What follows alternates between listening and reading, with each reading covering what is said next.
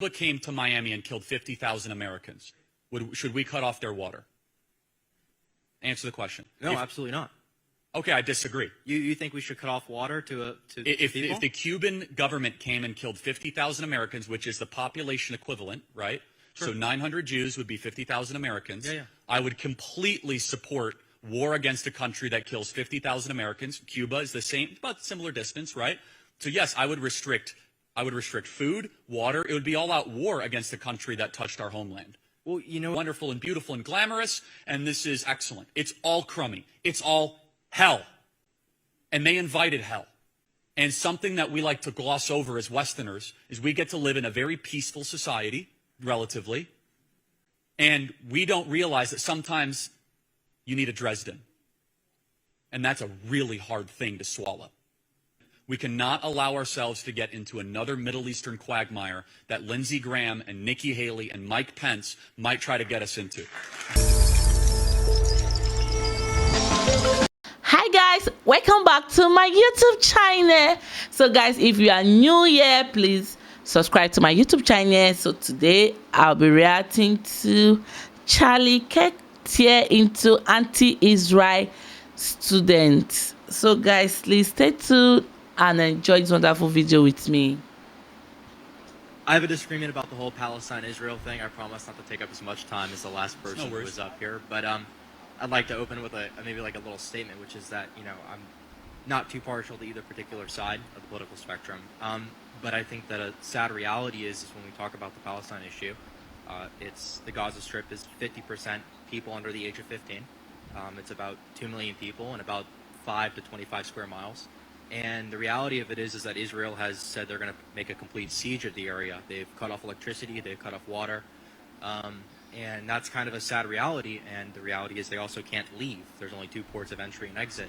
And so as much as you or others might be pro-Israel, how do we not condemn the Israelis for taking away resources like water from a population that's the majority children?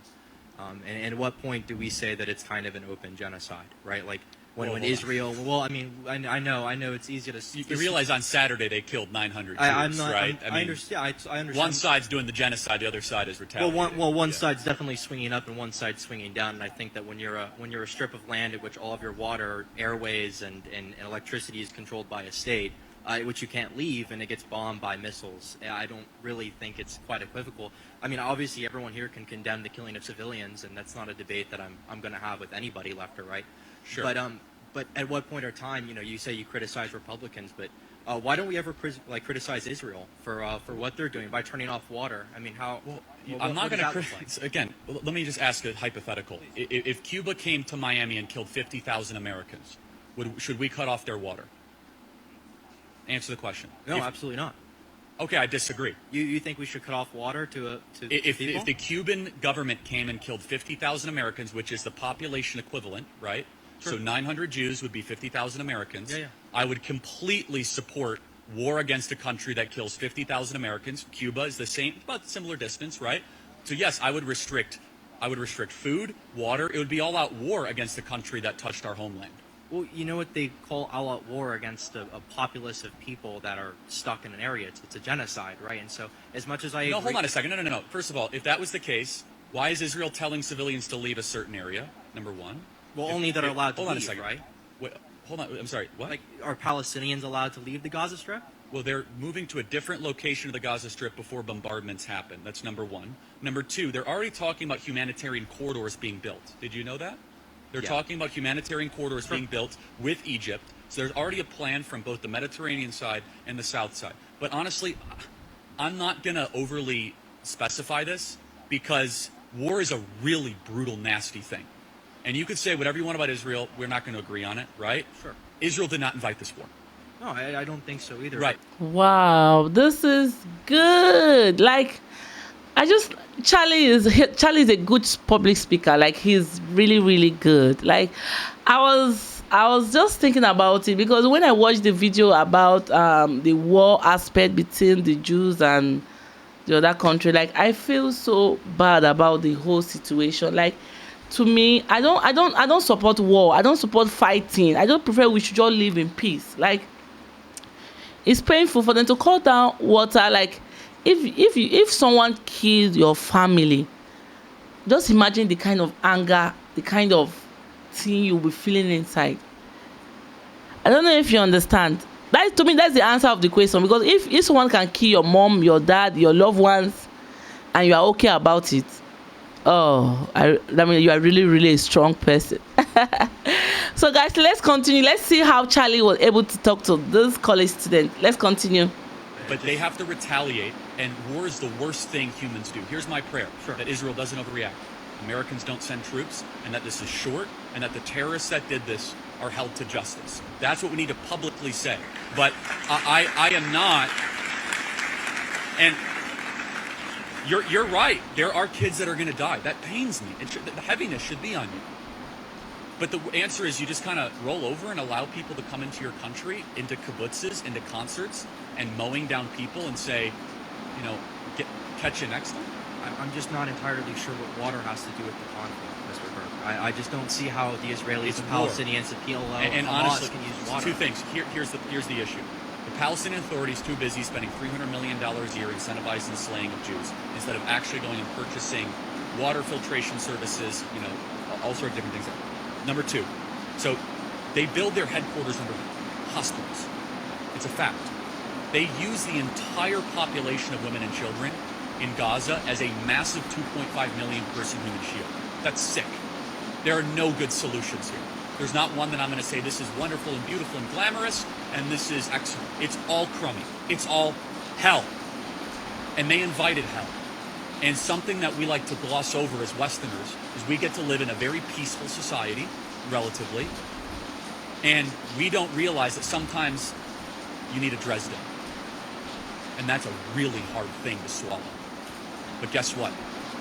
What we did in World War II to defeat the Nazis was 100% morally defensible. And there were people that also died. Israel has a right to defend themselves, and they're going to retaliate. And Hamas, they brought this upon themselves. They were the stewards of those women and children. And as stewards of those women and children, they said, we don't care about the women and children enough, that we're going to go into the other. They knew you're trying to tell me that they're shocked that they're getting bombarded and their water's cut off and their electricity is cut? No, they invited it. Final thought. Sure, I wouldn't necessarily say they, but I do understand this.